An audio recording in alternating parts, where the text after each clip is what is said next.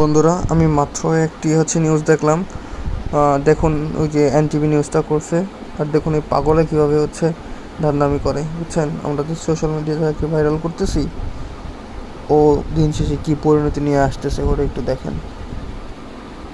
বিএনপির বাবের ক্ষমতা নাই, জামাতের 14 গোষ্ঠীর ক্ষমতা নাই, গোপালগঞ্জের 3টে আসন শেখ হাসিনা থেকে নেওয়ার মতো শক্তি এই পৃথিবীতে জন্ম হয় নাই। আমি হচ্ছি 32 ভাঙ্গার সর্বাধিনায়ক। হাতের ভাই বিভিন্ন কোনো বছরে বেশি থাকে, কোনো বছরে কম থাকে। 15% যদি কেউ এখান থেকে নেয়, এটা কি কোনো বেশি? বাংলা সিনেমার সেই ধূর্ত খলনায়কদের কথা মনে আছে, যারা দিনের আলোয় তসবিহ হাতে সাধু সেজে থাকতো আর রাতের আধারে চালাতো সব জঘন্য কুকীর্তি। সিনেমার সেই ল্যাংড়া হাফিজ কিংবা মকবুলদের আমরা ঘৃণা করতে শিখেছিলাম, কিন্তু রাজপথে যখন এমন এক বহুরূপী চরিত্রের উদয় হয়, তখন তা সিনেমার স্ক্রিপ্টকেও হার মানায়।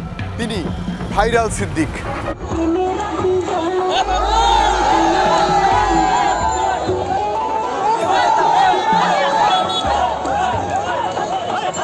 জন্মসূত্রে মুসলিম ব্যক্তিদের মুসলিম সাজিয়ে চাঁদাবাজির মাধ্যমে এক বছরে যিনি হাতিয়ে নিয়েছেন 50 লাখ টাকা। আমি নাহিদ প্রিন্স আজ ব্যবচ্ছেদ করব সিদ্দিকের সেই অন্ধকার জগতের, যেখানে আবেগ বিক্রি হয় দরাদরি করে আর পবিত্র ধর্ম ব্যবহৃত হয় চাঁদাবাজির ঢাল হিসেবে। তুমি বোঝো নাই যে আমি কোনোদিন জীবনে টাকা বিকাশে আনি না, আমি টাকা আনছি। তুমি বোঝো না যে কি ঘটতেছে। তার নাম ছিল ননীগোপাল পোদ্দার। গোপালগঞ্জের টুঙ্গিপাড়ার ডুমুরিয়া এলাকায় 1986 সালে জন্ম, যিনি এখন নেট দুনিয়ায় পরিচিত ভাইরাল সিদ্দিক নামে। 32 থেকে কোনো ব্যক্তি যদি একটা ধুলিকণা, একটা ইটের খোল সরায়, তার আমল নামায় আল্লাহ পাক 10টি করে না হলেও একটি করে নেকি দিবি। কখনো তিনি রাজনীতির মাঠের সুবিধাবাদী বক্তা, বিএনপির বাবের ক্ষমতা নাই, জামাতের 14 গোষ্ঠীর ক্ষমতা নাই, গোপালগঞ্জের 3টে আসন শেখ হাসিনা থেকে নেওয়ার মতো শক্তি এই পৃথিবীতে জন্ম হয় নাই। কখনো বা ধর্মীয় লেবাসের আড়ালে এক ধুরন্ধর অভিনেতা। আমি হচ্ছি 32 ভাঙ্গার সর্বাধিনায়ক, এটা আমিও জানি, জনগণও জানে। জন্মসূত্রে ভিন্ন ধর্মের হলেও 14 বছর বয়সে ইসলাম ধর্ম গ্রহণ করে নাম রাখেন আবু বকর সিদ্দিক।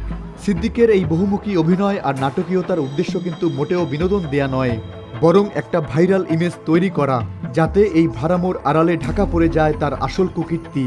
ভাইরাল সিদ্দিক গাইতেছে 20 আগস্ট 2025 রাজধানীর ভাটারা থানা এলাকায় ধরা পড়ে এক অভিনব প্রতারক। পরিচয় দেন মুসলিম ডেভেলপমেন্ট অ্যাসোসিয়েশনের সদস্য হিসেবে, কিন্তু সে সময়ে স্থানীয়দের জিজ্ঞাসাবাদে বেরিয়ে আসে ওই ব্যক্তি আসলে জন্মগতভাবেই মুসলিম, কিন্তু মুসলিম সেজে ভিক্ষাবৃত্তি করতেন তিনি। তার প্রতিদিনের আয় ছিল 10,000 টাকা। এই বিশাল টাকার সিংহভাগ চলে যেত কার পকেটে?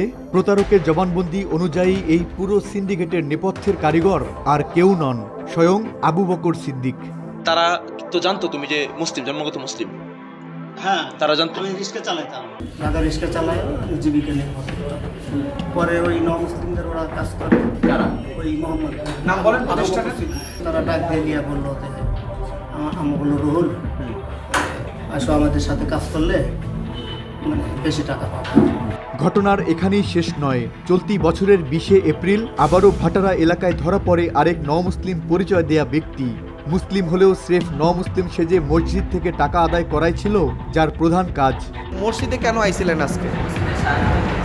সাহায্য তুলতে আইছেন কি বইলা? 2 বছর ধরে টাকা উঠাইতেছেন। আপনি স্ত্রী কয়জন? আমার স্ত্রী দুজন, হিন্দু একজন, মুসলমান একজন। হিন্দু একজন, মুসলমান একজন। আচ্ছা, এই ভণ্ডামির দেয়াল ভাঙতে সিদ্দিকের মুখোমুখি হয় এনটিভি। অনুসন্ধানে উঠে আসে সমাজসেবা অধিদপ্তরের নিবন্ধিত এই সংস্থার আড়ালে কেবল 1 বছরই তোলা হয়েছে অর্ধ কোটি টাকা। তবে কাগজে কলমে হিসেব অনুযায়ী তা লেখা রয়েছে 14 লাখে। যখনই তাকে প্রশ্ন করা হলো এত টাকা কোথায় যায়, ক্যামেরার সামনে সিদ্দিকের ঔদ্ধত্য আর চাতুরি ছিল দেখার মতো। আপনি শোনেন, আমি আপনাকে বলি ভাই, আমি একটু কথা বলি। আপনি এত অফিসিয়াল জিনিস, তাই না? আমাদের বোর্ড আছে। ক্যাশিং হ্যান্ড বলতে কোনটা? হাতে যেটা তোলে ওইটা? হ্যাঁ হ্যাঁ হ্যাঁ, ওটা থাকতে পারে। ওটা যা আছে তাই, এখানে যা আছে তাই। কোনো বছরে কম বেশি হয়। এই বছর কত উঠছে হাতে? এবছরে হাতের ভাই বিভিন্ন কোনো বছরে বেশি থাকে, কোনো বছরে কম থাকে, কারণ এটা তো মানে একটা অডিট এই পর্যন্ত সব অডিট আছে। সাধারণ মানুষের সরলতাকে পুঁজি করে দেশের বিভিন্ন প্রান্তে বাক্স বসিয়ে এবং অনলাইন ব্যাংকিংয়ের মাধ্যমে চলে এই অর্থ সংগ্রহ। যদিও অভিযুক্ত সিদ্দিকের দাবি মুসলিম দিয়ে অর্থ উত্তোলন করান না, সুনির্দিষ্ট কমিশনের ভিত্তিতে সাধারণ মুসলিমদের দিয়েই মুসলিম সাজিয়ে ওই টাকা তোলার কাজ করান। আমি দুটো নাম্বার দেই, তাদেরকে কিছু টাকা দেন ঈদের সময়, পারলে এখানে দেন। এই যে কিছু ডোনার আছে তারা টুকিটাকি কিছু জাকাত পেত্রার টাকা দেয়। 15% কি কোনো বেশি? এখানে 15% যদি কেউ এখান থেকে নেয়, এটা কি কোনো বেশি? ভাটারা থানায় ধরা পড়া সেই প্রতারকের ছবি যখন সিদ্দিকের সামনে ধরা হয়, তখনই সত্য লুকাতে তার চিরাচরিত 9-6 বক্তব্য আর নিজেকে পাগল দাবি করার পুরনো কৌশলও আরও স্পষ্ট হয়ে ওঠে। প্রতারক মুসলিম থেকে প্রতিষ্ঠান বাঁচুক, দেশ বাঁচুক, জনগণ বাঁচুক, সকলে বাঁচুক। ধন্যবাদ। বিসিএসপি জিন্দাবাদ, নিউ মুসলিম ডেভেলপমেন্ট অ্যাসোসিয়েশন জিন্দাবাদ। তবে মুসলিম হয়েও মুসলিম পরিচয় দানকারী ব্যক্তির যখন মুখোশ উন্মোচন হলো, তখন যারা ঘটনাস্থলে ছিলেন তারা সবাই ইউনাইটেড ইন্টারন্যাশনাল ইউনিভার্সিটির শিক্ষার্থী। সেখানেরই এক শিক্ষার্থী মোহাম্মদ আমিন নিয়মিত নামাজ পড়েন সাইদনগর জামিয়া রহমানিয়া মসজিদে। যখন তার সন্দেহ হলো, তখনই হাতে নাতে ধরেন তাকে। সেদিনকার ঘটনার বর্ণনা দিলেন তিনি। সে নিজের মুখ থেকেও স্বীকার গেছেন যে আমি তাদের সাথে যুক্ত, আমাকে তারাই লাইনে আনছে। আমি মূলত আগে রিক্সা চালাইতাম। তো সে এইটার মধ্যে আসার পরে আরেকটা চমৎকার বিষয় যে সে আরেকটা বিবাহ করে, তারপর সে আরও অনেক টাকা জমায়। সে আমাদেরকে বলছে তাদের এইটার একটা টিম, তারা প্রায় 1000-এর উপরে তাদের একটা সংগঠন নিয়ে কাজ করে। তার যেই মেইন যিনি আছেন তিনি হলো এইটার হোতা, আর এবং কি তিনি তাদেরকে নিরাপত্তা দেওয়ার মতন প্রচুর পরিমাণে ব্যবস্থা রাখেন। ধর্মের নামে এমন চাঁদা তোলা বা প্রতারিত করা ব্যক্তিরা শাস্তির বিধান কম থাকায় আইনের ফাঁকফোকর দিয়ে সহজেই বের হয়ে যায়। তাই সুপ্রিম কোর্টের এই আইনজীবীর মতে সমাজের নাগরিকগণ সচেতন হলে প্রকৃত অসহায় মানুষ পাবেন সাহায্য। এই যে ভণ্ডামি বা ধর্মের লেভাস নিয়ে এ ধরনের সুবিধা, ব্যক্তিগত সুবিধা চরিতার্থ করার ঘটনা, এটাই প্রথম। এটা তো আপনার মনে হয় না নিশ্চয়ই। এরকম ঘটনা অহরহ ঘটছে, ঢাকায় ঘটছে, বাংলাদেশের বিভিন্ন আনাচে কানাচে ঘটছে। বন্ধ করার উপায় এই যে সচেতনতা, রাষ্ট্রীয় পর্যায় থেকে এসব বিষয়ে সচেতনতামূলক প্রচারণা চালাতে হবে। আইনের প্রয়োগ তো একটা ব্যাপার অবশ্যই আছে, কিন্তু সচেতনতা তৈরি করতে হবে এবং এটা শিক্ষার ক্ষেত্রে ইন্টিগ্রেট করতে হবে। এদিকে সমাজসেবা অধিদপ্তর বলছে, জনবলের ঘাটতি থাকায় নিবন্ধিত সংগঠনের ওপরও নজরদারি রাখা সম্ভব হয় না। তবে এই প্রতারকদের বিরুদ্ধে ব্যবস্থা নেওয়ার আশ্বাস কর্মকর্তাদের। এই অভিযোগ সম্পর্কে আসলে আমরা অবগত না, আমরা একেবারেই জানি না এই বিষয়গুলো। কারণ হচ্ছে আমাদের যে জনবল স্বল্পতার কারণে আমরা কিন্তু আমাদের নিবন্ধিত সবগুলো সংস্থাকে সার্বক্ষণিক মনিটরিং করতে পারি না। তারপরে যদি কোনো সুনির্দিষ্ট তথ্য প্রমাণ ও অভিযোগ যদি যে কোনো সংক্ষুব্ধ ব্যক্তি যদি আমাদের কাছে করে, আমরা নিবন্ধনকারী কর্তৃপক্ষের নজরে সেটা নিয়ে আসবো এবং তার বিরুদ্ধে যথাযথ আইনানুগ পদক্ষেপ গ্রহণ করবো।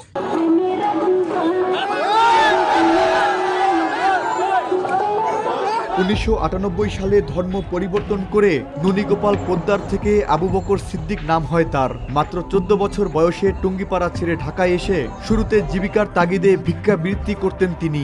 পরবর্তীতে ভিন্ন ধর্ম থেকে ইসলাম ধর্ম গ্রহণ করা ব্যক্তিদের নিয়ে 2008 সালে তৈরি করে মুসলিম ডেভেলপমেন্ট অ্যাসোসিয়েশন। মূলত 5 আগস্টের পর বিভিন্ন ঘটনার আগ বাড়িয়ে সামাজিক যোগাযোগ মাধ্যমে চটকদার বক্তব্য দিয়ে সবার দৃষ্টিতে আসার চেষ্টা আবু বকর সিদ্দিকের। আমি হুঁশিয়ারি করে বলতে চাই, সব থাপড়াইয়া ফেলাই দেব।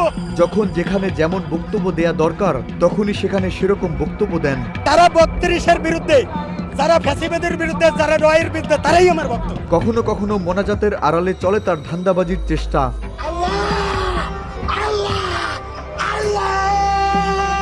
তারেক রহমান, ওরে নেতারে।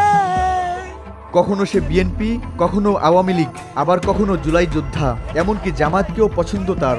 আমি তো একটু জামাত মনে মনে পছন্দ করি, যদিও আমি বিএনপি করি, কথা বুঝেন। কখনো রাষ্ট্রপতি, আবার কখনো প্রধানমন্ত্রী হওয়ার খায়েশ তার।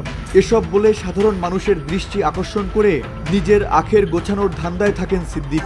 তারা মজা করবে, ফুর্তি করবে, পূজা করবে, আর আমার ভাইরা ভারতের মাটিতে কোরবানি করতে পারবে না। তা হবে না, তা হবে না, তা হবে না। হে আল্লাহ, শুভেন্দু অধিকারীকে হয় ধ্বংস করো, না হয় তার মুসলমানকে হেদায়েত করে মুসলমান করো। মানুষকে ধোঁকা দিতে যেন না পারে সেদিকে আইন শৃঙ্খলা রক্ষাকারী বাহিনীকে ব্যবস্থা নেয়ারও আহ্বান জানান আইনজীবীরা। যার কাছে টাকাটা যাচ্ছে সে হয়তো এটা ধর্মীয় কোনো পারপাজে ব্যবহারই করছে না, সে তার ব্যক্তিগত প্রয়োজন মেটাচ্ছে, অথবা সে অন্য কোনো পাপাচারেই লিপ্ত হচ্ছে, সেটা আমরা জানি না। সো এই জন্য আইনজীবী এবং বিচার ব্যবস্থার পাশাপাশি আমি মিডিয়াকে এখানে বড় একজন ভূমিকা রক্ষাকারী হিসেবে আখ্যায়িত করব, এবং তারা যদি তাদের দায়িত্বটা আসলে সুন্দরভাবে পালন করে সমাজে সচেতনতা ফিরবে। প্রকৃত ন-মুসলিমদের প্রতি সাধারণ মানুষের সাহায্য সহানুভূতি অব্যাহত রাখার জন্য সিদ্দিকের মতো প্রতারকদের বিষয়ে সচেতন থাকার উপর জোর দিলেন আইনজীবীরা। ওই হাতির এক পাশ হাতির আবার কবরটা দিবেন ভাই।